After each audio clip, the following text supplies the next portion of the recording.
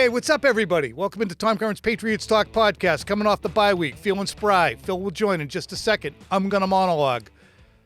You know, on January 13th, when Mike Vrabel met with the media, he wondered if his team would be able to take advantage of bad football. They have come a long, long way. Now, dripping from the lips of the Patriots head coach are words like playing like champions and playing for championships. The bar has been raised. Is Mike Vrabel on Monday speaking about what the Patriots have at stake this weekend. Hats and T-shirts. No, I don't use a hat and T-shirt. We're just trying to play for the championship that we have available this week, and I think it's a great testament to our players that have put us in this position to be able to do that. The Patriots can clinch the division with a win over the Bills on Sunday. So for those of us who thought the Patriots getting to the periphery of the playoff conversation in December would be a sign of great growth, this is a little bit mind-blowing. And I guarantee you that these players who have been pushed together in a big jambalaya of new guys are probably turning around and looking at each other once in a while and saying, this is a little mind-blowing. Did we expect to be here? So maybe Mike Vrabel, who's pulled every lever and pushed every button so well all season long, is playing a little bit of a psychological game. Not psychological warfare, but just changing the conversation for his team so it understands a little bit better what's at stake. Now, Mike says it's not a big deal, not surprisingly. You referred to your players, both with us and then with them after the game on Monday, as champions, you competed like champions. Champions are never satisfied. Why use that word when referring to your team? I think you're probably just reading too much into it. You guys got too much time since the last time we talked. I don't know. I apologize. I could call them something else, but then you guys would yell at me for using that language. All right, so not a big deal. But it is a deal. Little deal, medium-sized deal, it's a deal.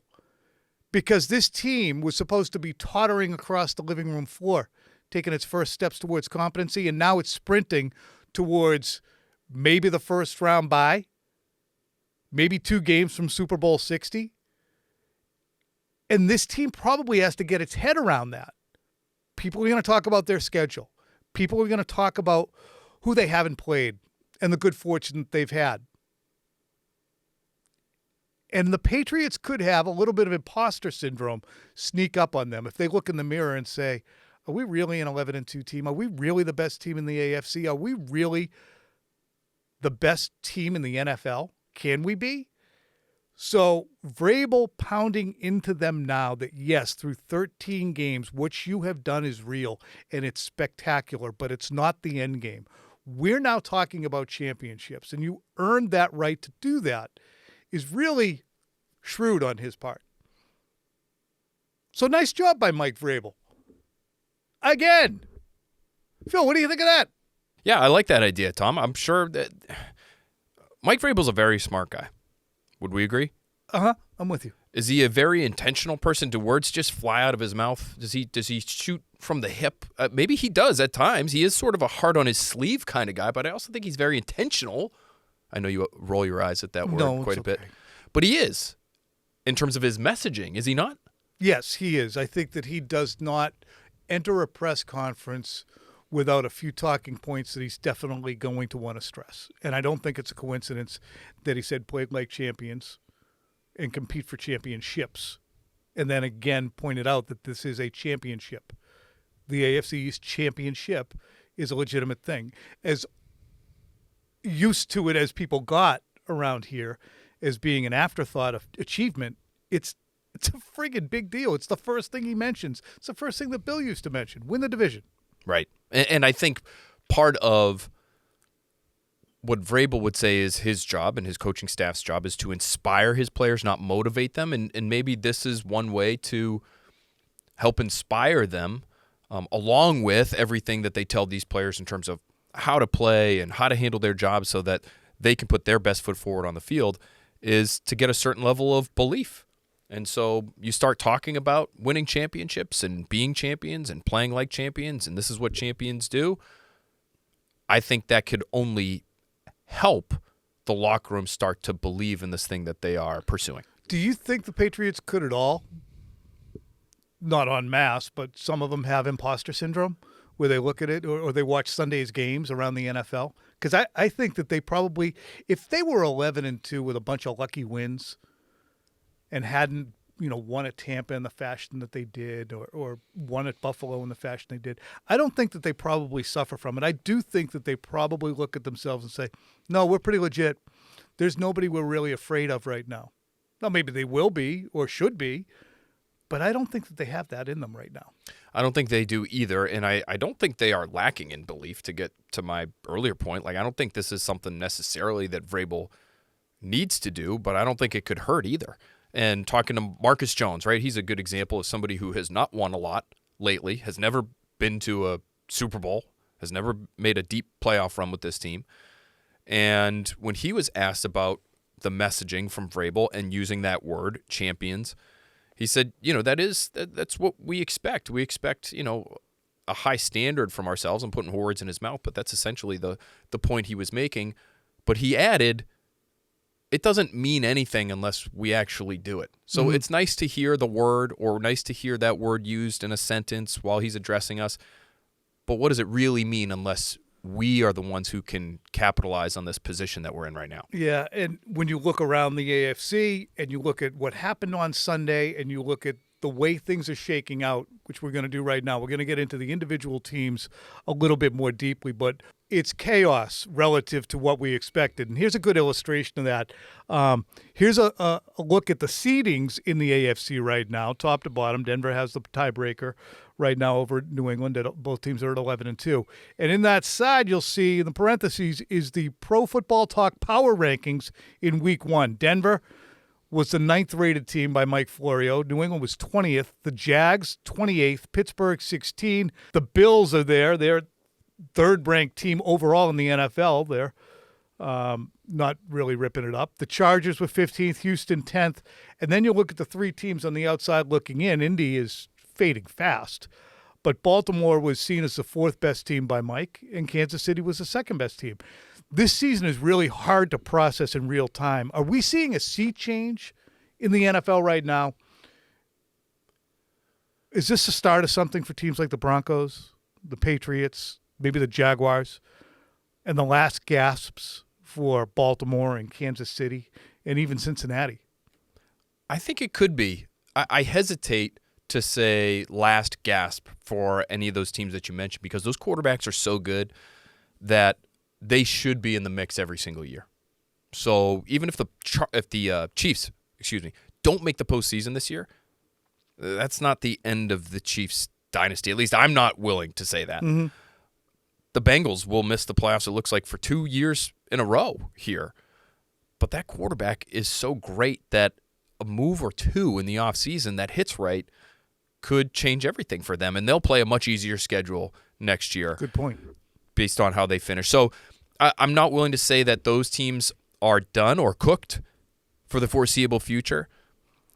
On the flip side of that, I do think this is something starting for the Patriots. I do think this is something starting for the Broncos because with the Patriots, you have a coach-quarterback combination that I think you can depend on. And in Denver, it looks like they have a model that can be sustained even though the quarterback isn't great and that offense isn't great.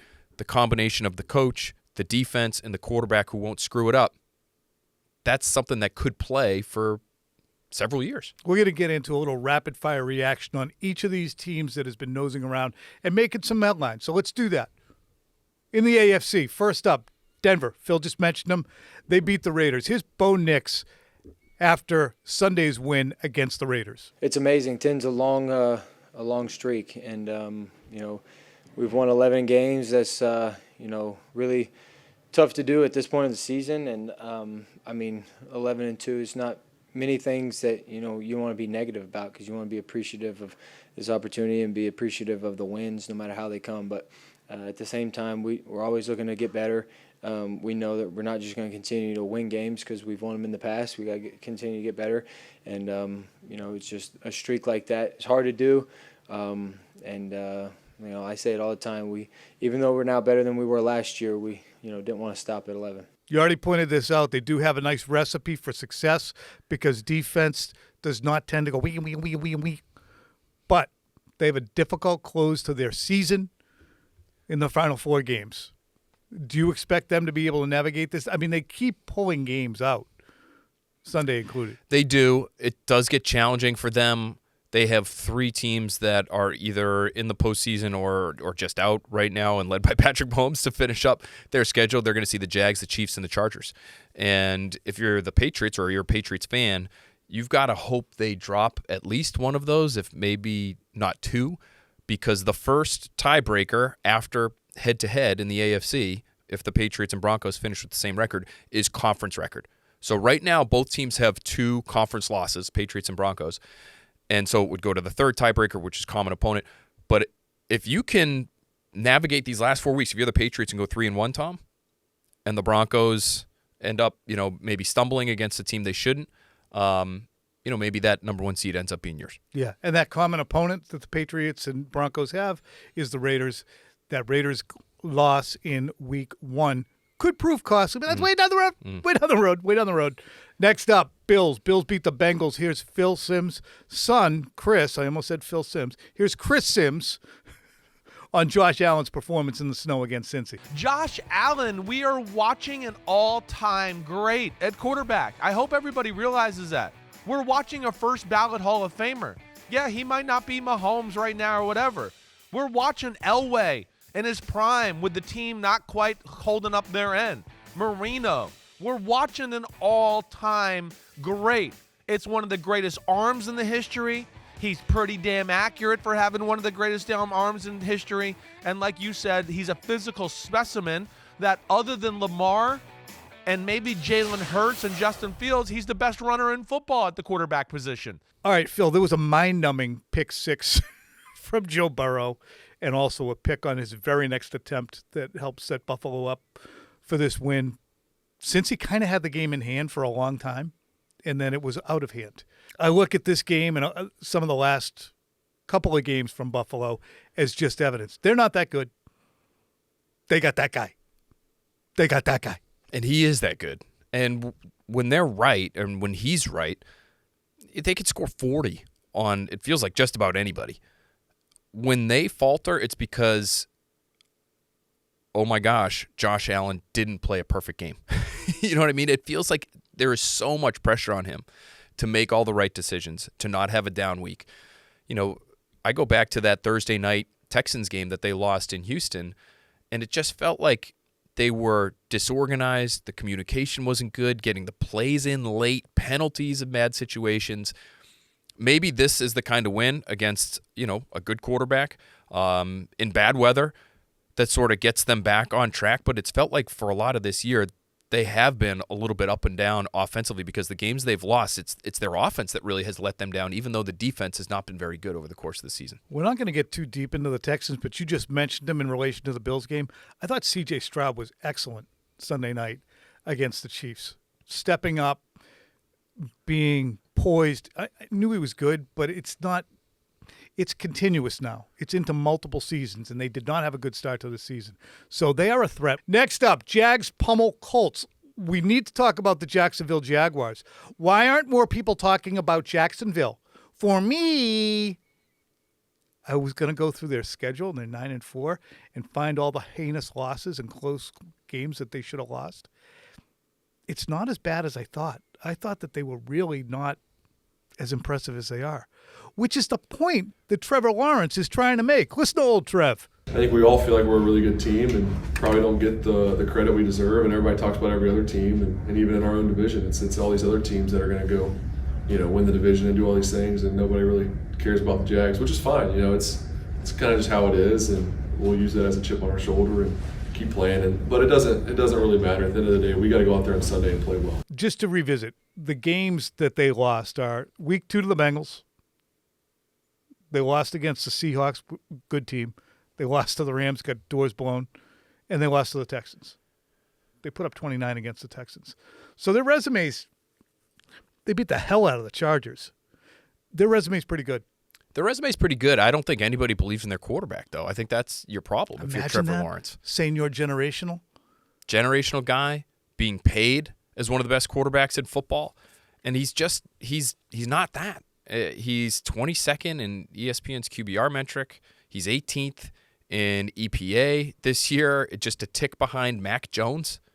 Like, he's just not a great player. And so when we're talking about playoff football, it's just really hard to get behind the team and believe in a team and believe that they're going to be able to execute in January when somebody who is that mediocre is your most important player. All right, we're going to rapid fire on 4 final teams that need to have some attention paid. And one of them is the Dolphins, who I lampooned on multiple occasions early in the season. They were lampoonable. But now, not so lampoonable. They have resurrected their season, which isn't great for Dolphins fans because they're going to end up in that netherworld of winning too many games to get a high draft pick. And they'll probably, bring people back, including head coach Mike McDaniel, who, again, lampooned by us. But now, listen to Mike McDaniel. Sad sack no more. I really love this team because, they've made the choice, the hard choice, to not only believe in themselves, but put in the work, even though they'd been working very hard and not getting the results, and you're sitting there at 1-6 or 2-7. So, there's a special connection within the locker room, and that's because, quite literally, they didn't need anyone to, but they were well aware that they were the only people that really believed in themselves, and so they chose to not listen. And there's a different level of buy-in, but also a different level of pride for the Dolphins logo and what we're fighting for. So it was great to watch them go out there and play inspired football. Rapid fire, Phil. Let's hit the Ravens, Colts, Bengals, but start with the Dolphins. You starting to worry about that? A little bit. I mean, if you're the Patriots or you're a Patriots fan and you're hoping that they can run the table and really secure that number 1 seed, isn't the way the Dolphins have played of late, doesn't that make you yes, that last game, that season finale, just feel a little more dangerous? It feels a little bit more dangerous now, certainly, than it did, say, 3 weeks ago. Yeah, and the Dolphins aren't going to be playing for anything, but neither were the Bills, and neither were the Patriots last year, for that matter. Ravens, what the hell? To me, Lamar Jackson doesn't look right. If you're a little bit banged up and you're somebody who is so physically gifted, I guess that can take your entire team down a notch in that fashion. He just doesn't look like the same guy. So I don't know if he is still hurting or if he's just slowly working his way back from what caused him to miss time earlier in the season, but he does not look like the same guy. The Colts are in the midst of an all-time folderoo right now. They were 7-1. They have now lost to the Steelers on November 2nd. They beat the Falcons, and they just lost to the Chiefs, Texans, and Jaguars in succession to fall out of the playoff picture. They've also lost Daniel Jones, which if I said that at the beginning of the year, you might have said, oh, now it's an issue because they traded for Sauce Gardner and gave up 2 first-round picks because this was going to be the year that they got to put up another banner of some sort. It's not going to be the year. That's a disastrous move.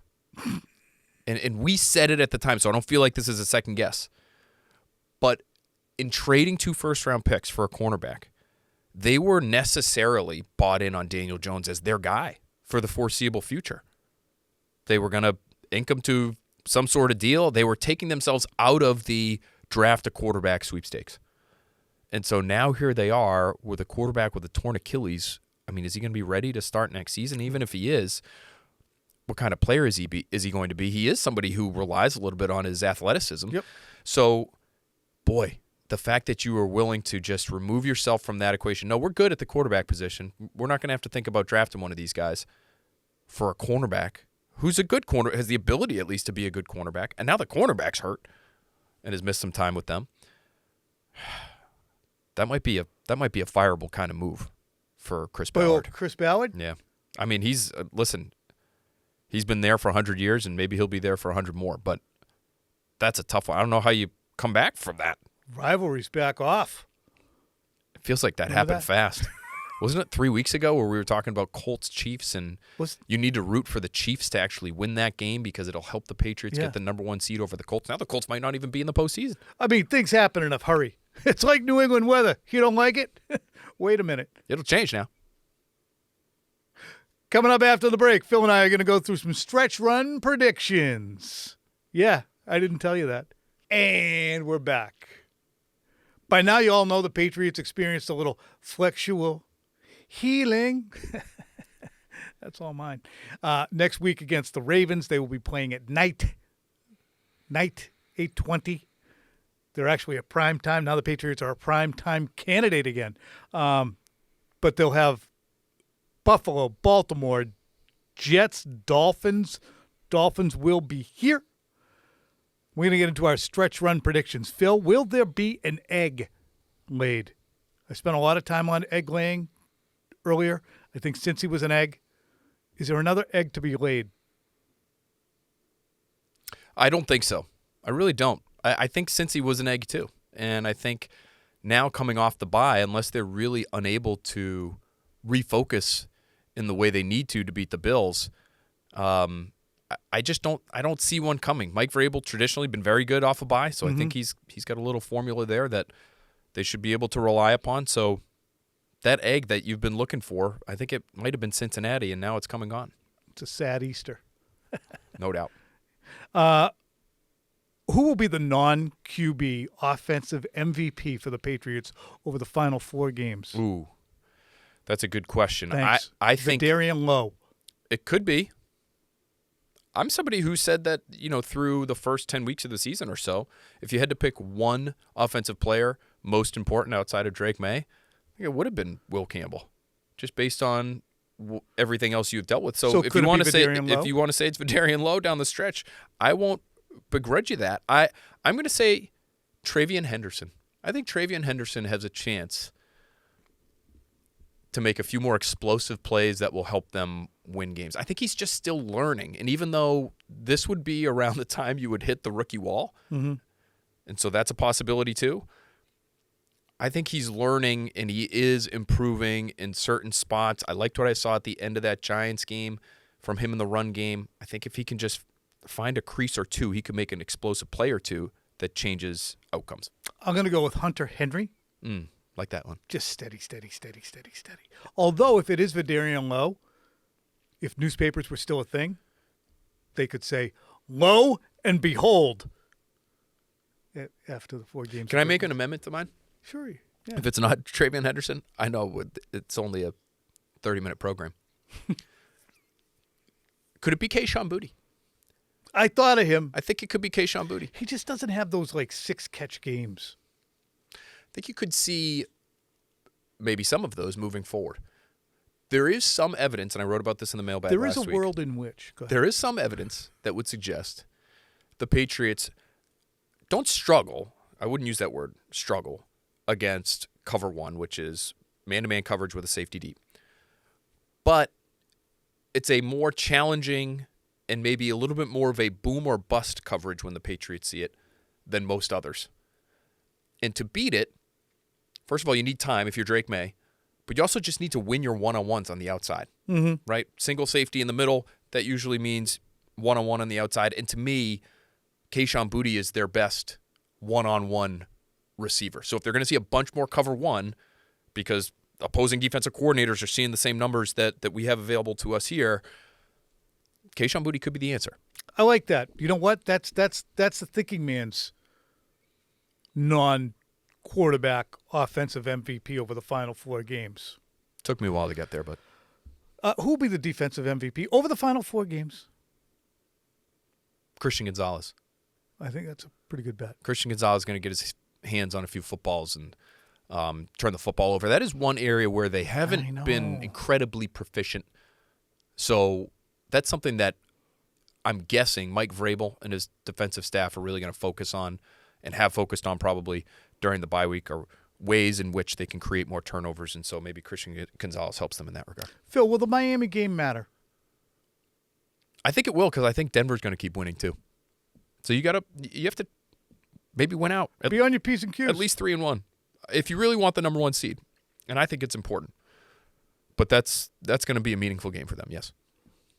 Finally, what will the Patriots' record be over the final 4 games? I think they are going to go 3-1. I think there is a chance that it's not an egg, but I think there's a chance that this Buffalo game turns into a little bit of a shootout. So if you want to say it's a defensive egg, maybe it's a defensive egg. And I think there's a chance they drop this Buffalo game, but I think they'll win the others. I'm not saying I'm picking against them. I haven't made my official pick yet against the Buffalo Bills, but It's early. I'm going to go 3-1. How about you? I think I would go 3-1 as well. I just, I'm constantly living under the just the feeling that the boot's going to fall at any time on them. Even though I shouldn't, because the egg was Cincinnati, and that was boot dropping week. Right. I thought there was going to be a boot drop against the Giants. Excuse me, I thought the Giants would be boot dropping week because no Jared Wilson, no Will Campbell, Milton Williams out. Buffalo concerns me because of the absence of Milton Williams and the fact that Jimmy Cook can run the football. So that's a big concern. Kyrus Tonga, too. Now, Kyrus Tonga Yes. was at practice on Monday this week, and it looks like he's getting close, but he was a limited participant, from what I could gather, in Monday's practice. And so, if you're by some chance without both Williams and Tonga, and Williams I thought was really good in spurts in Buffalo back in Week 5, then yeah, that Buffalo run game could be dynamic. All right. You know what? With no game on Sunday, it was important for us to get our car back on the road and get driving, and I think we did that today. We got a Next Pats podcast. We'll have another Patriots Talk podcast later in the week. We will certainly have a guest for that, and we have Quick Slants. Phil, what do you got on Next Pats? Do you know yet? Going to be looking ahead a little bit to Buffalo and trying to figure out what this offense is going to look like final 4 weeks of the season. Could it be different? Does it need to be different? It's pretty friggin' good, Phil. It's been pretty friggin' good. I think the run game in particular could use a little tweak or two. Nobody better to tweak than Phil. You say so.